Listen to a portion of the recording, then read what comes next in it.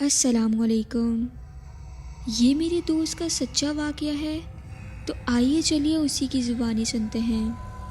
جب بارش ہوتی تھی تو میں اکثر بستر اٹھا کر چھت پر سونے چلا جاتا تھا، کیونکہ اس میں سونے کا الگ ہی مزہ ہے۔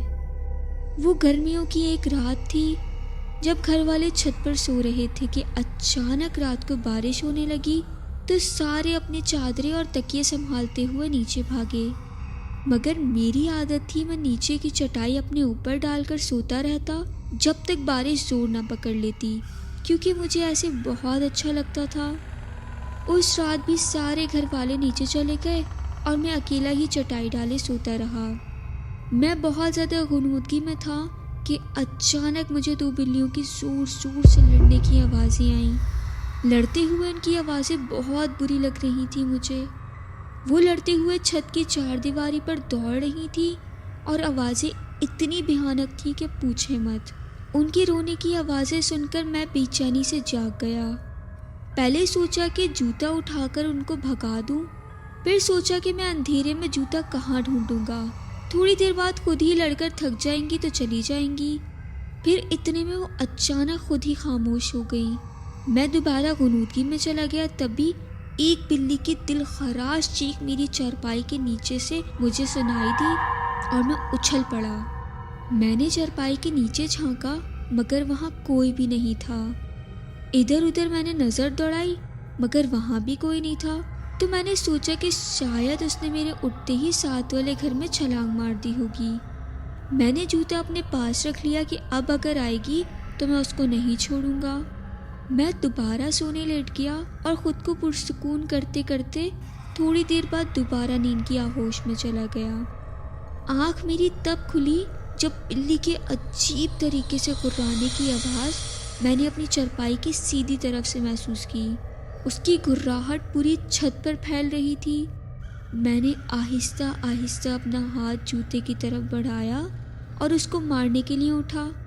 دیکھا تو وہاں کوئی بھی نہیں تھا، لیکن وہ گھراہٹ اب مجھے اپنے بائیں طرف سے آ رہی تھی۔ میں نے اچانک اپنی بائیں طرف پلٹ کر دیکھا تو وہی آواز مجھے دوبارہ سے دائیں طرف سے آنے لگی۔ اب وہ آواز کبھی دائیں اور کبھی بائیں طرف سے آنے لگتی اور کبھی دور ہو جاتی اور کبھی بہت قریب سے آنے لگتی۔ اچانک سے شدید خوف میرے پورے بدن میں دوڑ گیا۔ مجھے لگا کچھ تو گڑبڑ ہے۔ اچانک میں نے دیکھا کہ ایک سیاہ بلی دیوار پر بیٹھی سرخ آنکھوں سے مجھے گھور رہی ہے۔ اس کی آنکھیں انگاروں کی طرح دہک رہی تھی۔ میں کانپتے ہوئے اسے دیکھ رہا تھا۔ مجھ میں اتنی بھی ہمت نہیں تھی کہ میں بھاگ کھڑا ہوتا۔ پھر وہ اچانک بڑی ہونے لگی اور میرے دیکھتے ہی دیکھتے وہ بکرے جتنی بڑی ہو گئی اور ایسی نظر آ رہی تھی جیسے کوئی بلی نہیں بلکہ کالا چیتا ہو، کیونکہ اس کا رنگ بالکل بلیک تھا۔ پھر اچانک اس نے ایسی پوزیشن لے لی جیسے وہ دیوار پر سے مجھ پر چھلانگ لگانے والی ہو۔ میرے منہ سے ایک زوردار چیخ نکلی۔ میں ایک ہی چھلانگ میں نیچے اترا اور سیڑھیوں کی طرف بھاگا۔ میری چیخ کی آواز اتنی زیادہ اونچی تھی کہ امی، ابو، بڑا بھائی صحن میں آ گئے اور میں سیڑھیوں سے نیچے آتے ہی گر کر بے ہوش ہو گیا۔ مگر پریشانی ختم نہ ہوئی۔ کچھ دنوں تک مجھے ڈراؤنے خواب آتے رہے۔ مجھے وہی بلی اپنے خواب میں نظر آتی جو کہ کبھی مجھے دانتوں سے کاٹ رہی ہوتی اور کبھی میرا خون پی رہی ہوتی۔ میں نیند میں چیخنے لگتا۔ پھر مجھے خواب میں بھیانک لوگ دکھائی دیتے۔ کسی کا سر نہیں ہوتا تھا تو کسی کا گوشت لٹک رہا ہوتا تھا اس کے جسم سے۔ آنکھوں کی جگہ خالی سوراخ ہوتے تھے اور بازو بھی کٹے ہوئے ہوتے تھے۔ میں ان سارے خوابوں کی وجہ سے بہت زیادہ خوفزدہ ہو گیا اور بیمار رہنے لگا اور کمزور سے کمزور تر ہوتا چلا گیا۔ ڈر کے مارے میں گھر سے باہر نہیں نکلتا تھا۔ مولوی صاحب اکثر مجھے دم کرنے آتے تھے۔ میری والدہ ہر وقت مجھ پر سورہ یاسین پڑھ کر پھونکتی رہتی۔ افاقہ ہوتا مگر پھر وہی حالت ہو جاتی، بیٹھے بیٹھے چیخیں مارتا اور پھر خود ہی بے ہوش ہو جاتا۔ ایک روز میں کسی کام سے اپنی امی کے پاس گیا تو مجھے ایک دم عجیب سا ڈر محسوس ہوا۔ میں اپنی امی کے پاس گیا کہ وہ مجھ پہ کچھ پڑھ کر پھونک دیں اور میرا ڈر کم ہو جائے۔ میری امی میری طرف پیٹ کیے الماری کھولے کپڑے طے کر رہی تھی۔ میں نے امی کو پکارا مگر انہوں نے مجھے کوئی جواب نہیں دیا۔ میں ان کے قریب گیا اور ان کو آواز دی تو انہوں نے مجھے مڑ کر دیکھا مگر وہ میری والدہ نہیں تھی۔ وہ خوفناک شکل والی ایک بہت عجیب سی عورت تھی۔ اس کا رنگ تانبے جیسا تھا، آنکھیں اس کی سرد اور منہ کا دھانا بہت زیادہ بڑا تھا۔ وہ ہاتھ پھیلائے ہنستی چلی جا رہی تھی اور مجھے اپنی طرف بلا رہی تھی۔ اس کے دانت شیشے کی طرح چمک رہے تھے۔ میں تو پہلے ہی ڈر کر اپنی والدہ کے پاس دم کروانے آیا تھا۔ اس عورت کی شکل دیکھی تو میں وہیں پر بے ہوش ہو گیا۔ جب مجھے ہوش آیا تو مولوی صاحب میرے سرانے پر بیٹھے کچھ پڑھ رہے تھے۔ میرے ابو شدید پریشانی میں بیٹھے ہوئے تھے۔ مولوی صاحب کے پوچھنے پر ان کو میں نے ساری بات بتائی تو وہ سوچ میں پڑ گئے، اور پھر اس طرح کے واقعات میرے علاوہ میرے دوسرے گھر کے افراد کے ساتھ بھی پیش آنے لگے۔ کبھی باتھ روم کا دروازہ اندر سے بند ہو جاتا خود بخود، پانی کی آوازیں آنے لگتی۔ تھوڑی دیر بعد دروازہ خود بخود کھل جاتا لیکن اندر کوئی بھی نہیں ہوتا تھا۔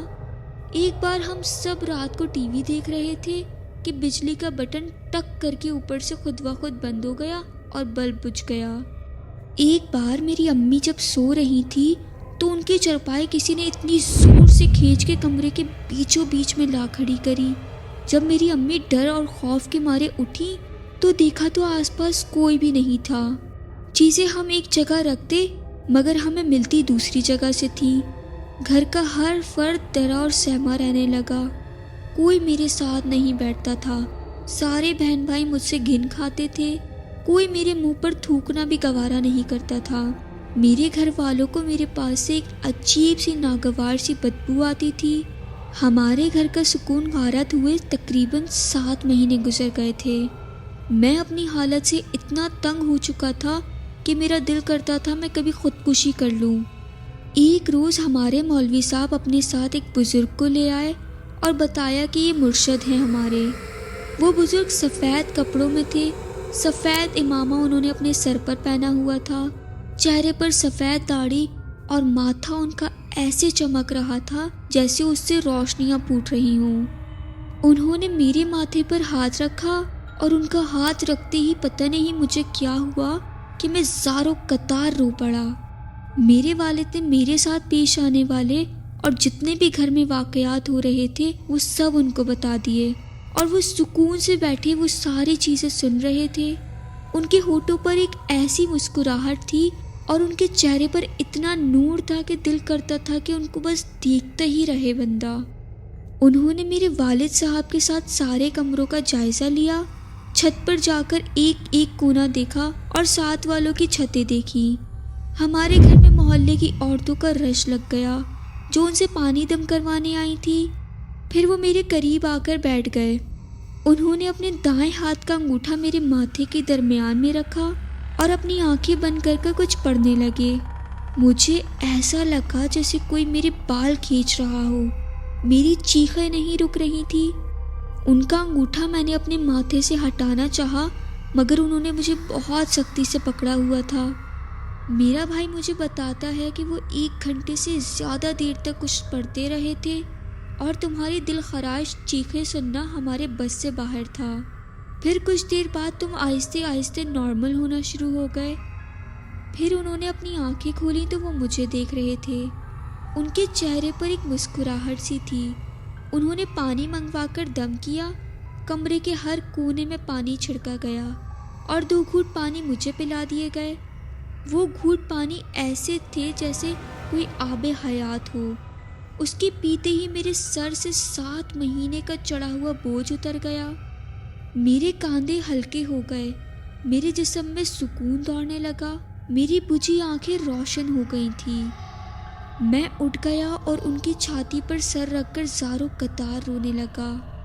انہوں نے میرے سر پر ہاتھ پھیرا اور مجھے دعا دی اور مجھے بتایا کہ وہ ایک کوئی شریر جن تھا جو کہ پہلے مجھ پر اور پھر ہمارے سارے گھر والوں پر حاوی ہو گیا تھا، لیکن انہوں نے اللہ کے کلام سے اس کو دور بھگا دیا ہے۔ اب اللہ کا شکر ہے میں بالکل ٹھیک ہوں۔ آج اس بات کو 2 سال گزر گئے ہیں اور اللہ کا شکر ہے پھر کوئی بھی واقعہ میرے ساتھ پیش نہیں آیا۔ اللہ پاک سب کو اپنی حفظ و امان میں رکھے اور ہر بری آفت سے محفوظ رکھے، آمین۔ اللہ حافظ۔